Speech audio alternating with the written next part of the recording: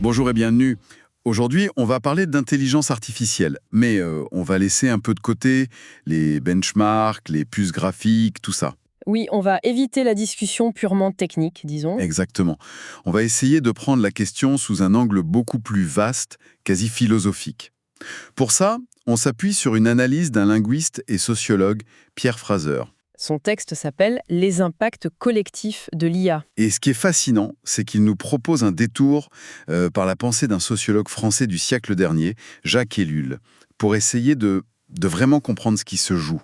Hmm, La question de fond, c'est un peu comment est-ce qu'un penseur des années 70-80 peut nous donner des clés sur la plus grande révolution technologique du XXIe siècle? C'est la question essentielle. Et l'auteur nous met sur la voie tout de suite, en fait. Il cite une phrase d'Ellul qui est une véritable boussole pour toute sa réflexion. Ellul disait, en substance, que tant qu'on n'étudie pas le phénomène technique en dehors de ses implications économiques, Oui, on ne comprend rien. on se condamne à ne rien comprendre de la société contemporaine. C'est fort. C'est une invitation à changer complètement de perspective. Totalement. On est obsédé par le coût de l'IA, sa rentabilité, son impact sur le PIB. Bah oui, Et Fraser, en suivant Ellul, nous dit « Stop, oubliez ça un instant. regardons la chose en elle-même dans sa nature profonde. Pas comme un produit, mais... » Comme un phénomène. Exactement, comme un phénomène. Et alors, pour analyser ce phénomène, l'article pose une question qui paraît simple, mais qui est vertigineuse. Par quel mécanisme l'intelligence artificielle est-elle susceptible de transformer en profondeur la société? Mhm. Et la réponse qu'il propose, en guise d'hypothèse, c'est assez radical, non? Oui, c'est une affirmation très forte. Il dit en gros que l'IA est une force autonome. Elle se suffit elle-même. Elle n'a besoin de personne. C'est nous, les humains, qui sommes obligés de nous aligner sur elle. Oui, Et elle change tout ce qu'elle touche, mais elle, rien ne la change. Parce que son seul but, c'est d'être obligatoirement efficace en toute chose. Voilà, le mot clé, c'est ça, obligatoirement efficace. Ça sonne presque totalitaire, dit comme ça. un peu. Et pour comprendre cette idée qui peut paraître extrême, il faut faire connaissance avec le concept central de Jacques Ellul, le système technicien. Le système technicien. Pour lui, la technique, ce n'est pas juste une collection d'outils, un marteau, un ordinateur, une voiture. Non, C'est un système global, un environnement dans lequel on baigne tous. un système. C'est-à-dire, ça reste un peu abstrait pour moi. Alors prenons un exemple très concret. Vous commandez une pizza sur votre téléphone. Ok, Pour que cette pizza arrive chaude chez vous en moins de 30 minutes, il faut quoi? Il faut une application qui marche. c'est le sous-système informatique Voilà, un système de paiement en ligne. bancaire. Un livreur guidé par un GPS qui optimise son trajet en temps réel. Logistique et transport. Et en amont, une production de farine, de tomates, de fromage qui est elle-même hyper optimisée. Le sous-système agro-industriel. D'accord. Aucun de ces morceaux ne peut fonctionner sans les autres. Ils sont totalement interdépendants. Ah oui, vu comme ça, c'est limpide.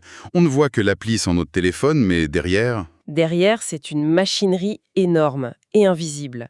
Et c'est ça, le système technicien en action. D'accord. Et cette gigantesque machinerie, nous dit Ellul, n'obéit pas à des valeurs humaines comme la justice, le bonheur ou la beauté. Non, elle n'a qu'une seule religion, une seule loi implacable, la recherche de la méthode absolument la plus efficace en toute chose.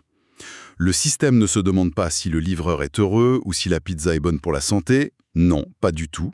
Il se demande comment livrer cette pizza 10 secondes plus vite et pour 5 centimes de moins. C'est une logique froide, impersonnelle, une optimisation permanente. Exactement. Et chaque ingénieur, chaque logisticien qui cherche à améliorer sa petite partie du processus, il renforce, sans même s'en rendre compte, la puissance de cette logique globale. Ok, je vois le tableau. On a ce système technicien global dont le seul carburant est la recherche d'efficacité. Et j'imagine que c'est là que l'IA entre en scène de manière... Spectaculaire, oui. De manière fracassante même. L'analyse de Fraser, c'est que l'IA n'est pas juste un nouvel outil très performant au service de ce système. C'est plus que ça, beaucoup plus. Elle en est l'incarnation ultime, la forme la plus pure. Et la raison est simple, elle tient en 2 mots. Auto-apprentissage. Le deep learning. Ah, C'est-à-dire que contrairement à une machine classique qu'un humain programme pour être efficace, l'IA, elle apprend toute seule à le devenir. précisément. Elle découvre des stratégies d'optimisation que ses propres créateurs n'auraient jamais pu imaginer. Ah oui. On lui donne un objectif, gagner aux échecs, gérer un réseau électrique, créer une protéine, et elle trouve par elle-même la méthode absolument la plus efficace. Elle est autonome dans sa quête d'efficacité. Voilà. Et cette autonomie change radicalement la donne. C'est ce qui amène l'auteur à sa conclusion la plus troublante. Laquelle? Jusqu'ici, l'informatique était un sous-système, puissant, certes, mais un sous-système parmi d'autres. Oui. L'IA, elle, est en passe de devenir le système technicien lui-même. Attendez. Là, il faut que vous m'expliquiez. Comment ça, elle devient le système? Ce n'est pas un peu de la science-fiction, ça? C'est une excellente objection. On parle d'unifier le trafic aérien, la finance, l'agriculture. Concrètement, on en est très loin, non? Oui, et l'auteur ne dit pas que c'est une réalité d'aujourd'hui, mais il dit que c'est la trajectoire logique inscrite dans la nature même de l'IA. D'accord, la trajectoire. Comment deviendrait-elle le système, l'IA? En colonisant tous les autres sous-systèmes, en devenant leur tissu connectif. Leur colonne vertébrale. C'est une bonne image. Imaginez une IA qui ne se contente pas d'optimiser le trafic aérien, Ok. mais qui gère en même temps, en temps réel, le réseau électrique des aéroports, les flux financiers des compagnies, les chaînes logistiques pour le kérosène, Tout en même temps. tout en même temps. Elle ne serait plus un outil pour chaque silo. Elle serait la couche d'intelligence qui fait fonctionner tous les silos ensemble de manière parfaitement fluide. Le système nerveux central de tout le système technicien. C'est ça. L'image est forte. Et donc, si ce système nerveux apprend et s'optimise tout seul, la question du contrôle humain devient, Secondaire. voire illusoire à terme. Waouh. Et c'est là que l'analyse sort un truc absolument bluffant. Fraser nous rappelle une question que Jacques Ellul se posait en 1988. En 1988. Oui, 1988.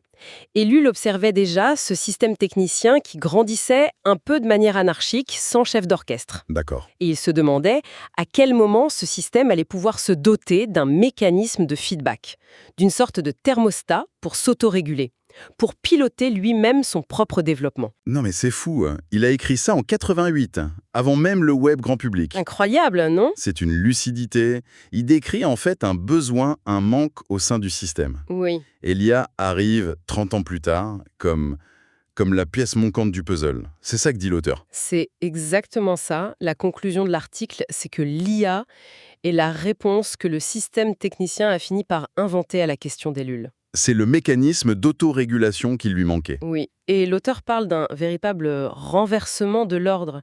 Avant, l'humanité créait des techniques pour résoudre des problèmes. Mhm. Maintenant, le système technicien, via l'IA, crée sa propre technique de pilotage global. La boucle se referme.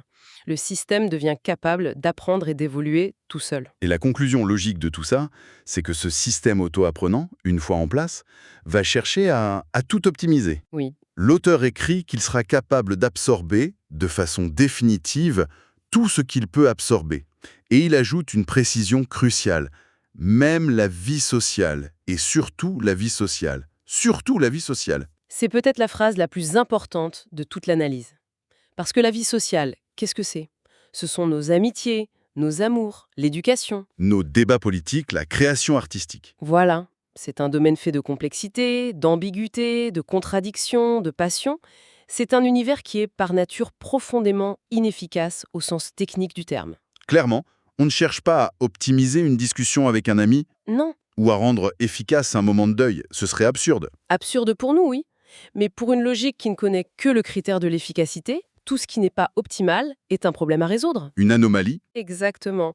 Appliquer le principe de la méthode absolument la plus efficace à la complexité des rapports humains, ce n'est pas une simple amélioration. C'est une tentative de traduire toute la richesse de l'expérience humaine dans le langage binaire de la performance. Et c'est un changement de civilisation. Ça fait froid dans le dos quand on y pense. L'idée d'une amitié optimisée par un algorithme qui programmerait les rencontres pour un rendement relationnel maximal. Ok, c'est beaucoup à digérer. Si j'essaie de remettre tout ça en ordre, pour être sûr de bien suivre, Oui, l'idée c'est qu'on ne vit pas dans un monde d'outils neutres, mais dans un système technicien global, qui a sa propre logique. L'efficacité à tout prix. c'est le postulat de départ d'Ellul, oui. Ensuite, l'IA, par sa capacité à apprendre seule, devient l'outil parfait pour satisfaire cette quête. Tellement parfaite qu'elle est en train de passer du statut d'outil à celui de pilote du système tout entier.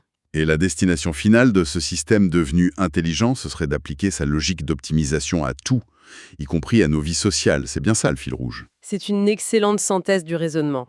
Bon, Et ce qui est important, c'est que l'auteur lui-même reconnaît le caractère vertigineux de cette hypothèse. Il ne la présente pas comme une prophétie inéluctable. non, c'est une grille de lecture. C'est ça, un outil pour nous aider à voir les mécanismes qui sont déjà à l'œuvre. Le but n'est pas de faire peur, mais d'armer notre esprit critique. De nous donner des lunettes pour regarder le monde différemment, en quelque sorte. Voilà. L'intérêt de cette analyse, c'est de nous forcer à dépasser la vision un peu naïve de l'IA comme une simple collection d'applis sympas sur notre téléphone. Oui, c'est de la voir pour ce qu'elle est potentiellement, l'émergence d'une nouvelle logique systémique avec sa propre dynamique qui pourrait nous dépasser. Non pas par méchanceté, comme dans les films. Non, pas du tout. Simplement par la force implacable et aveugle de sa quête d'efficacité. Cette conversation est fascinante, mais elle nous laisse avec un sentiment un peu déstabilisant. C'est le but de ce genre de pensée, je crois. L'analyse s'arrête là, mais elle ouvre une porte sur une réflexion immense. Et en y réfléchissant, une dernière question me vient. Une question pour la suite. Je vous écoute. Si cette logique de la méthode absolument la plus efficace devient la norme, la musique de fond de nos sociétés, gouvernant non seulement nos usines, mais aussi nos écoles, nos relations, nos villes, alors, quelles sont les qualités spécifiquement humaines qu'on chérit? Comme quoi, par exemple? La lenteur, la rêverie, l'hésitation, le doute, le droit à l'erreur, ou même cette part d'inefficacité créative qui fait naître l'art. Ah oui. Quelles sont les qualités qui risquent d'être vues non plus comme des trésors, mais comme des bugs, comme des anomalies à corriger par le système?